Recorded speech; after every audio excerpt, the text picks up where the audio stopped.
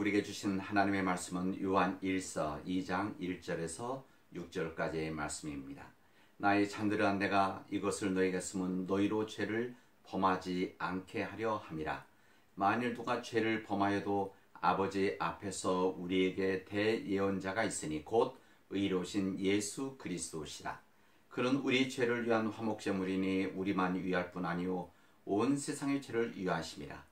우리가 그의 계명을 지키면 이로써 우리가 그를 아는 줄로 알 것이요 그를 아노라 하고 그의 계명을 지키지 아니하는 자는 거짓말하는 자요 진리가 그 속에 있지 아니하되 누구든지 그의 말씀을 지키는 자는 하나님의 사랑이 참으로 그 속에서 온전하게 되었나니 이로써 우리가 그의 안에 있는 줄을 아노라.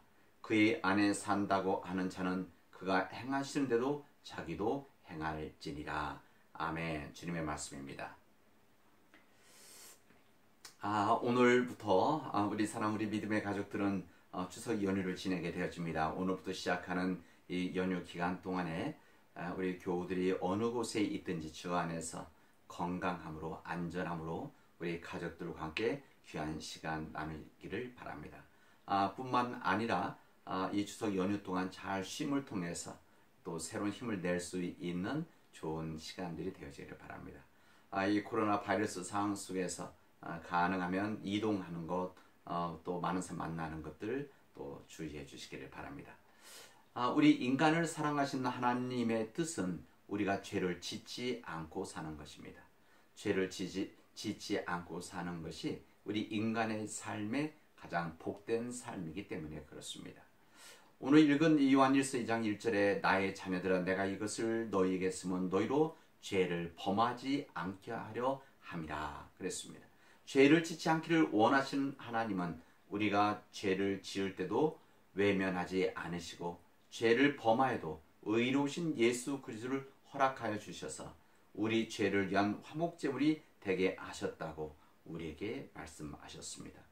우리 죄를 위한 화목제물은 우리뿐만 아니라 온 세상의 죄를 위하심이라고 사도 요한은 담대하게 증언하고 있습니다.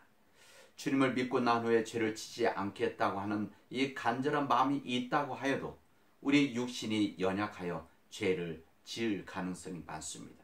실제 우리 연약하기 때문에 흔들리고 쓰러지고 넘을 때들이 많이 있습니다. 죄를 짓고 싶지 않아도 우리 약한 육신은 흔들리게 되어져 있습니다. 그런 우리를 위해서 하나님은 화목 제물이 되신 예수 그리스도를 허락해 주셨고 우리가 그 잘못함을 주님 앞에 고백하고 우리의 삶을 바꾸고 난 회개라고 하는 은혜의 통로를 통해서 우리에게 귀한 은총을 주셨습니다. 회개를 통해서 용서함의 은혜가 우리에게 주어졌다 그런 말입니다. 여러분 서커스에서 그네 타기 묘기를 할 때 밑에 안전 그물을 칩니다. 묘기를 부리는 사람이 혹시 실수해서 떨어지더라도 치명상을 입지 않도록 하기 위한 안전장치라고 할 수가 있습니다. 안전그물을 치고 난 다음에 그네를 타면 안정감이 생겨서 완벽한 기술을 구현할 수 있다고 합니다. 혹시 실수를 하여 떨어진다고 해도 안전하다고 믿으니 기술을 충분히 발휘할 수 있는 것입니다. 섞었을 때 왜 안전그물을 두는 것입니까? 떨어지기라도 떨어지는 것 이것을 원하는 것입니까? 그렇지는 않습니다. 엄밀히 말하면 떨어지지 말라고 하는 것입니다. 하나님도 똑같으십니다. 하나님께서 원하시는 것은 우리가 죄를 짓지 않고 하나님의 계명대로 사는 것입니다. 그러나 우리는 육신을 가지고 있기 때문에 하나님의 말씀대로 살고 싶은 간절한 소원이 있어도 자꾸 죄를 짓게 되어집니다. 그래서 하나님께서 우리를 끊임없이 용서하시고 다시 시작하게 해주신다는 약속을 해주시는 것입니다. 누가 만일 죄를 짓더라도 용서받을 수 있는 놀라운 은혜를 우리 하나님께서 우리에게 허락해 주셨는데 우리에게 1절에 대예언자이신 예수 그리스도시다 우리에게 말씀하십니다. 대예언자이신 예수 그리스도, 이 대예언자 여기 나온 대예언자는 보혜사이신 예수 그리스도를 말하는 겁니다. 우리 곁에 계셔서 도와주시고 우리 곁에서 인도하여 주시고 우리 곁에서 우리에게 상담을 해주시는 상담자 되어 주시는 대예언자인 예수 그리스도를 우리에게 허락해 주셨습니다.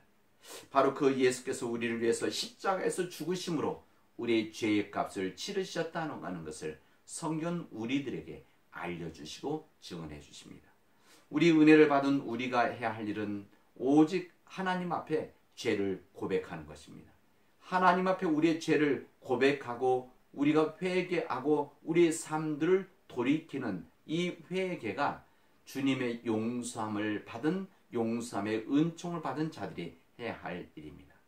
그러면 하나님은 우리의 모든 죄를 사하시고 모든 불의에서 우리를 깨끗하게 해주시며 우리가 다시 시작할 수 있도록 해주신다고 우리에게 약속해 주십니다.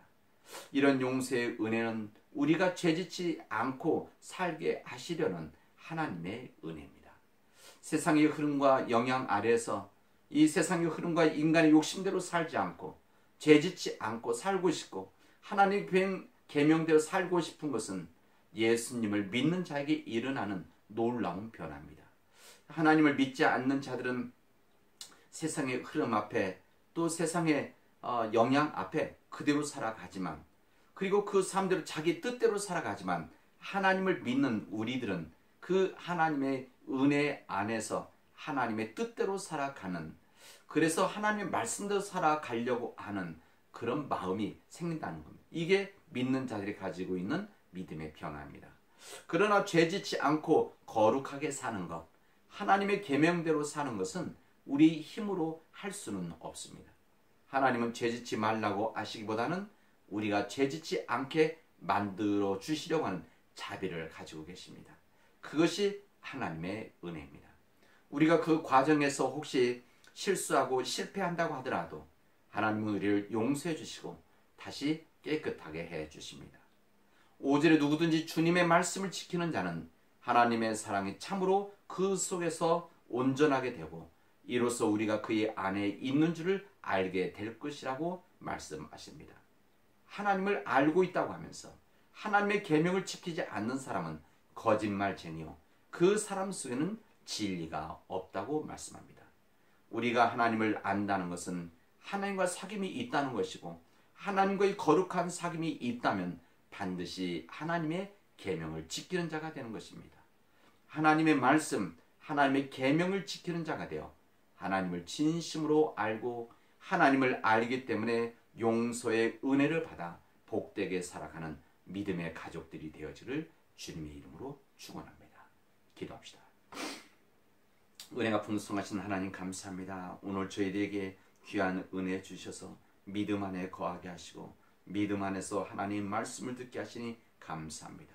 하나님 간절히 원하건 우리가 하나님과의 거룩한 사귐 가운데 하나님의 말씀대로 살아갈 수 있는 믿음의 백성들이 되어지게 하여 주시옵시고 우리의 연약함으로 우리가 죄를 짓고 쓰러지지만 그러나 우리를 불쌍히 여기시는 하나님의 그 긍휼함이 우리 안에 있게 하시고 그 긍휼함을 통해서 하나님의 믿음의 백성으로 온전히 살아나갈 수 있도록 인도하여 주시옵소서.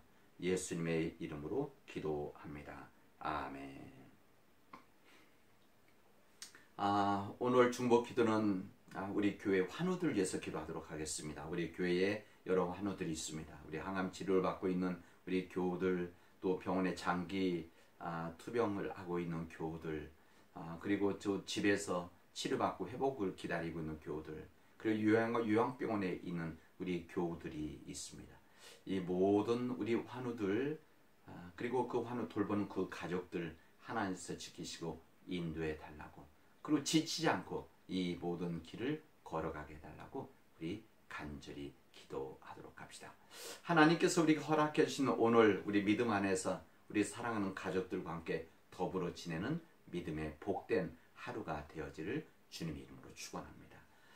이제는 우리 주 예수 그리스도의 은혜와 하나님 아버지의 그 크신 사랑과 성령의 인도하심이 이제 주님 안에서 주님의 용서함의 은혜를 가지고 살아가는 우리 사랑하는 모든 교우들 위에, 우리 흩어져 있는 우리 자녀들과 자녀들의 가정들 위에, 그리고 선교사님들 위에 영원히 함께하기를 축원하옵나이다. 아멘.